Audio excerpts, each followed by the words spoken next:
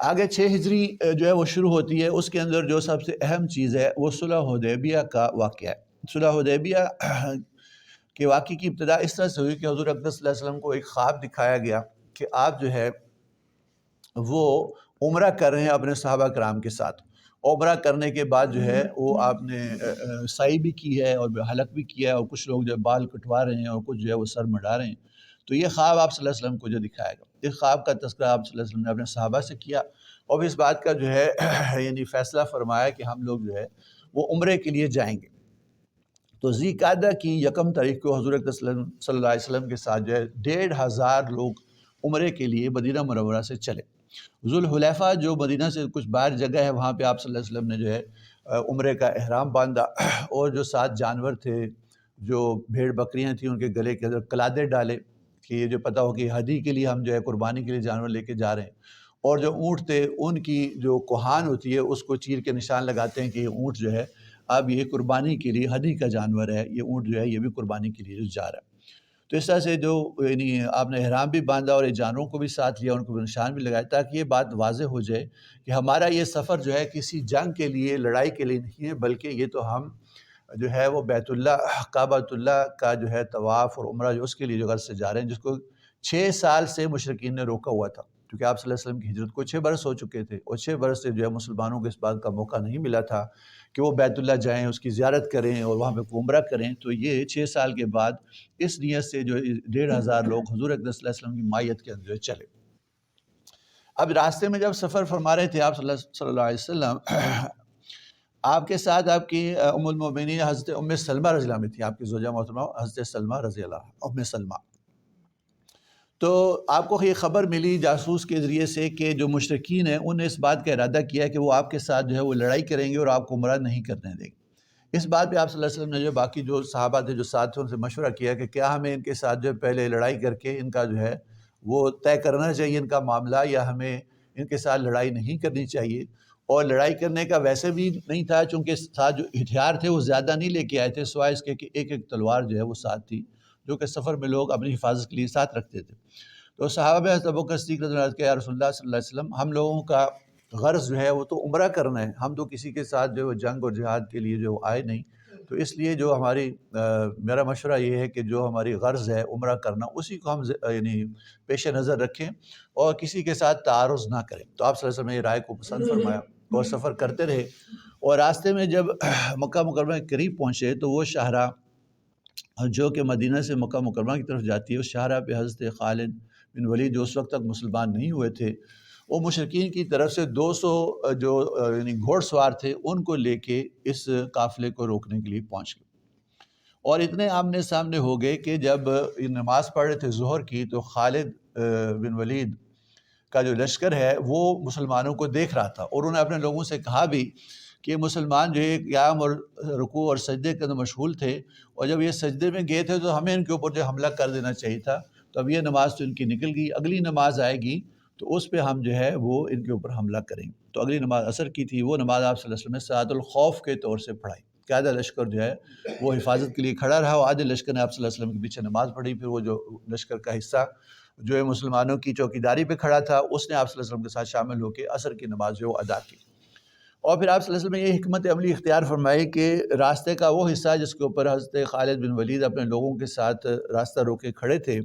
اس راستے کو بدل کے دوسرا راستہ جو پہاڑیوں کی گھاٹیوں کے اندر سے تنگ راستہ تھا، اس کے اندر سے اپنے لشکر کو جو گزارا، 1,500 لوگوں کو گزارا، اس قافلے کو، یعنی جو عمرے کے لیے جا رہا تھا. آپ جو خالد بن ولید نے دیکھا کہ یہ جو مسلمان ہیں یہ تو راستہ بدل کے جو ہے یہ ہم سے بچ کے چلے گئے ہیں، تو واپس اپنے لوگوں کے پاس جو ہے مکے میں گئے اور کہا کہ میں اپنے لوگوں کو جس بات پہ خبردار کروں کہ وہ راستہ بدل کے جو ہے قریب پہنچ گئے ہیں. تو آپ صلی اللہ علیہ وسلم نے حدیبیہ کے مقام پہ، شمیسیہ جس کا آج کل نام ہے، وہاں پہ آپ صلی اللہ علیہ وسلم نے اپنے لوگوں کے ساتھ جو ہے قیام فرمایا، اور سارا جو قافلہ تھا وہاں پہ رکا. اور اس رکنے کی وجہ یہ ہوئی کہ آپ صلی اللہ علیہ وسلم کی جو اونٹنی مبارک تھی قصوہ، جس کے اب آپ سفر فرما رہے تھے، وہ بیٹھ گئی. آپ جو ہے آپ صلی اللہ علیہ وسلم نے اس کو اٹھانا، جو آپ کے ساتھ لوگ تھے انہوں نے اس کو اٹھانا چاہا، تو وہ قصوہ جو ہے وہ اٹھے نہیں، اپنی جگہ پہ جہاں وہ بیٹھ گئی تو بیٹھ ہی گئی. تو حضور صلی اللہ علیہ وسلم سے عرض کیا کہ یا رسول اللہ، آپ کی جو اونٹنی ہے اس کو ہم اٹھا کے دوسری جگہ جو ہے وہ لے جانا چاہتے ہیں آگے، تو اٹھ نہیں رہی، تو جو ہے وہ شاید اڑ گئی ہے. تو آپ صلی اللہ علیہ وسلم نے قصوہ کی عادت جو ہے وہ اڑنے کی نہیں ہے، اس کو تو اس ذات نے روک دیا جس نے کہ ہاتھیوں کو روک دیا تھا۔ اللہ تعالیٰ کی طرف سے اس کو یہ حکم ہے، اس وجہ سے اس حدیبیہ کے مقام کے اوپر جو ہے بیٹھ گئی۔ پھر آپ صلی اللہ علیہ وسلم نے باقی جو قافلے کو وہیں پہ جو ہے بٹھایا، اور جہاں پہ جو چشمہ تھا حدیبیہ کا، اس میں بہت تھوڑا سا پانی تھا، تو صحابہ کرام نے اس میں تھوڑا تھوڑا پانی جو لیا اپنی ضرورت کے لیے، تو وہ چشمہ بالکل خشک ہو گیا، پانی ختم ہو گیا، اور سخت پیاس تھی۔ وہ تہامہ کا علاقہ تھا، وہاں بھی گرمی بھی جو ہے بہت سخت تھی۔ تو حضور اقدس صلی اللہ علیہ وسلم سے آ کے عرض کی کہ ہمیں پیاس بہت زیادہ ہے اور چشمے کا پانی جو ہے وہ ختم ہو گیا، اور پانی کوئی اور صورت ہے نہیں۔ تو آپ صلی اللہ علیہ وسلم نے اپنا جو ہے ایک تیر جو آپ نے ترکش سے نکالا، اور یہ فرمایا کہ اس تیر کو تم جو ہے اس چشمے کے قریب جو ہے وہ گاڑ دو۔ جب اس چشمے کے اندر یا اس کے قریب اس تیر کو گاڑا گیا تو اتنا زیادہ پانی ابلا کہ صحابہ کرام کہتے ہیں کہ ہم تو 1,500 تھے، اگر لاکھوں بھی ہوتے تو ان کے لیے وہ پانی جو ہے وہ ایسا ابلا تھا کہ ان کے لیے کافی۔ تو حضور اقدس صلی اللہ علیہ وسلم کے اس معجزے کا اظہار جو ہے وہ اللہ تعالیٰ نے فرمایا۔ اب حدیبیہ کے مقام پہ جب آپ یعنی قیام فرما رہے تھے تو مشرکین کی طرف سے جو ہے وہ بنو خزاع ایک قبیلہ ہے، وہ یعنی وہ حضور اقدس صلی اللہ علیہ وسلم کی حمایت کے اندر سب سے زیادہ نرم گوشہ رکھتے تھے۔ تو ان کا جو سردار ہے وہ آپ کی خدمت میں حاضر ہوا اور اس کے یا رسول اللہ صلی اللہ علیہ وسلم، یہ لوگ آپ کو عمرے کے لیے داخل نہ ہونے دیں گے، اور انہوں نے جو ہے آپ کو جو ہے آپ کے مقابلے کے لیے باہر نکل کے مکے کے باہر بیٹھے ہیں، اور اپنی عورتوں اور بچوں تک کو لے کے آئے ہیں، اور دودھ پیتی مٹھریوں کو لے کے آئے ہیں کہ جتنی دیر چاہے ہمیں آپ کے مقابلے کے لیے کوشش کرنی پڑے، ہم آپ کو ہرگز مکے کے اندر داخل نہ ہونے دیں گے، کیونکہ اگر آپ مکے کے اندر داخل ہو گئے تو سارے عرب کے اندر یہ بات مشہور ہو جائے گی کہ آپ زبردستی جو ہے ہمارے شہر کے اندر داخل ہوئے ہیں، تو یہ آپ کو کبھی بھی داخل نہ ہونے دیں گے۔ تو حضور صلی اللہ علیہ وسلم نے بنو خزاع کہ جو سردار تھا اسے کہا کہ آپ میری طرف سے ان کو پیغام دو کہ ہم تو کوئی لڑائی کے لیے اور جنگ کے لیے نہیں آئے، اور ہم تمہارے ساتھ بالکل جو ہے وہ لڑائی کرنا نہیں چاہتے، بلکہ ہم تو عمرے کی غرض سے آئے ہیں، تو ہم تو اپنے ہتھیار بھی ساتھ لے کے نہیں آئے، اور ہم جو ہے عمرہ کر کے جو واپس چلے جائیں گے، اور تم ہمارے ساتھ جو ہے وہ لڑائی نہ کرو۔ اس کے باوجود اگر یہ لڑائی کرنے کے اوپر تلی جائیں گے تو پھر میں اللہ تعالیٰ کے کلمے کو بلند کرنے کے لیے ضرور ان سے لڑائی کروں گا، یہاں تک کہ میں غالب آ جاؤں یا میرا سر جو ہے وہ تن سے جدا ہو جائے۔ تو یہ پیغام جو ہے تم جا کے ان کو دو۔ تو قبیلہ بنو خزاع کے سردار جو ان کے پاس گیا، قریش کے پاس، ان کو جا کے یہ ساری بات بتائی، تو انہیں اس بات کو جو ہے سنا انسنا کر دیا۔ پھر ان کے اندر ایک سردار تھا جو حبشوں کا سردار تھا، تو وہ حبشی قبائل کا، تو اس نے کہا کہ میں یہ چاہتا ہوں کہ میں آپ صلی اللہ علیہ وسلم سے جا کے ملوں اور دیکھوں کہ آپ کی کیا نیت ہے، اور تمہارے دونوں فریقوں کے درمیان جو صلح صفائی کرانے کی کوشش کروں۔ تو انہوں نے کہا ٹھیک ہے تم بھی جا کے کوشش کر لو۔ تو حبشوں کا جو سردار تھا وہ آیا، تو حضور صلی اللہ علیہ وسلم کو خبر ملی، تو آپ نے فرمایا کہ یہ حبشی جو ہیں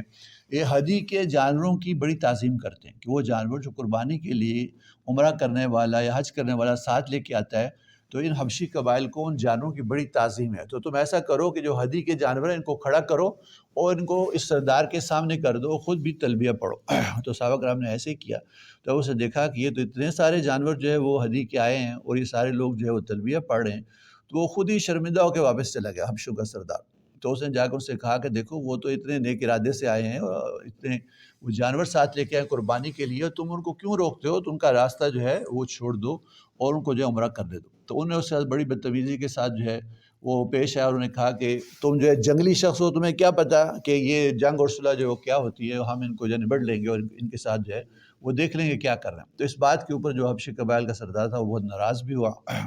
اور اسے ان کو دھمکی دی کہ تم یہ بات کر رہے ہو تو سارے حبشوں کو لے کے میں جو الگ ہو جاؤں گا، اور پھر تمہاری جو میں خوب خبر لوں گا۔ تو خیر اس نے قریش نے اس کو ٹھنڈا کیا، اور کہ تاکہ اس کو جو ہے وہ اس کا جو غصہ ہے اس کو ختم کرنے کی کوشش کی۔ پھر اس کے بعد ایک اور سردار تھا جس کا نام تھا عروہ بن مسعود،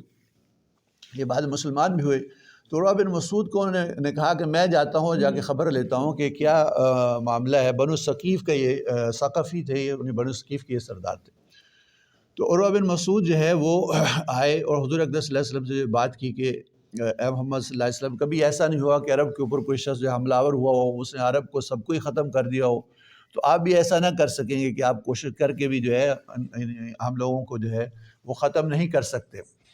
اور میں یہ دیکھتا ہوں کہ آپ کے ساتھ جتنے لوگ ہیں جن کو آپ کے ارد گرد ہیں، یہ کوئی کسی قبیلے کا ہے، کوئی اسی قبیلے کا ہے، تو جب آپ کے اوپر مشکل آئے گی اور مصیبت آئے گی تو میں ان لوگوں کو دیکھتا ہوں کوئی بھی آپ کا ساتھ نہ دے گا۔ اب اس بات کے اوپر حضرت بکر صدیق رضی اللہ عنہ جو ہے بہت ناراض ہوئے، اور انہوں نے کہا کہ اے اللہ کے دشمن تو یہ سمجھتا ہے کہ ہم حضور اقدس صلی اللہ علیہ وسلم کا جو وہ ساتھ جو چھوڑ دیں، اور اس کو گالی دی کہ تو جو ہے لات کی شرمگاہ کو جا کے چوس، ہم حضور اقدس صلی اللہ علیہ وسلم کا کبھی بھی ساتھ نہ چھوڑیں گے، ہمارا جینا مرنا آپ صلی اللہ علیہ وسلم کے ساتھ ہی۔ تو عروہ نے پوچھا کہ کون شخص ہے جو ایسے مجھے گالی دے رہا ہے؟ تو انہوں نے کہا کہ ابو بکر، جو خود پہنا ہوا تھا، ایک دوسرے کو پہچانتے نہ تھے۔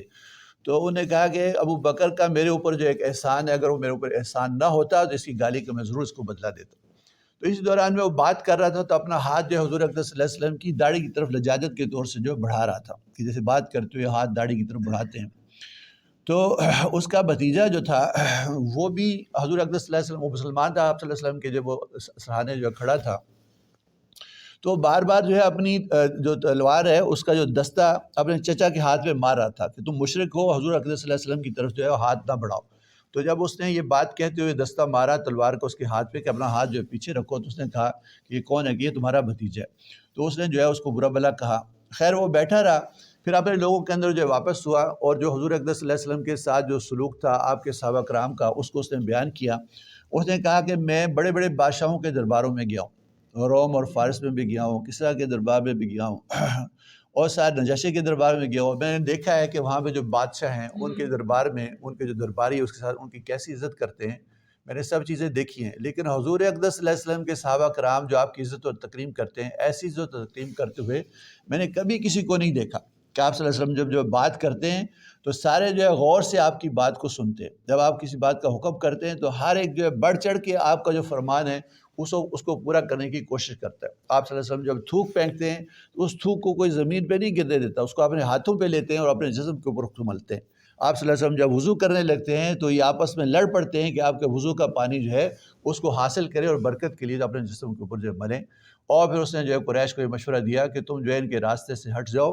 اور اگر جو ہے یہ عمرہ کرنا چاہتے ہیں ان کو عمرہ کرنے دو، اور لوگوں کے درمیان اور ان کے درمیان میں نہ آؤ۔ اگر یہ سارے عرب کے اوپر جو غالب آ گئے تو یہ غلبہ جو تمہارا ہی غلبہ ہوگا، کیونکہ یہ تمہارے اپنے ہی شخص ہیں، اور اگر یہ مغلوب ہو گئے تو جو تمہارا مقصد ہے وہ پورا ہو جائے گا۔ تو ان کو جو ان کی غرض ہے جس کے لیے یہ سفر کر کے جو مدینہ منورہ سے آئے ہیں عمرہ کرنے کے لیے، اس کے درمیان میں تم جو ہے وہ آڑ نہ بنو اور ان کو اجازت دے دو۔ تو پھر بھی ان کے جو یعنی بڑے لوگ تھے سردار، وہ تو اس بات کے متفق ہو گئے، لیکن ان کے جو نوجوان تھے جو ان کی اکثریت تھی وہ اس بات میں متفق نہ ہوئے کہ مسلمانوں کو جو ہے عمرہ کرنے دیا جائے۔ تو خیر یہ اس کی آگے تفصیل ہے، انشاءاللہ پھر اگلے درس میں اس کو مکمل کریں گے انشاءاللہ۔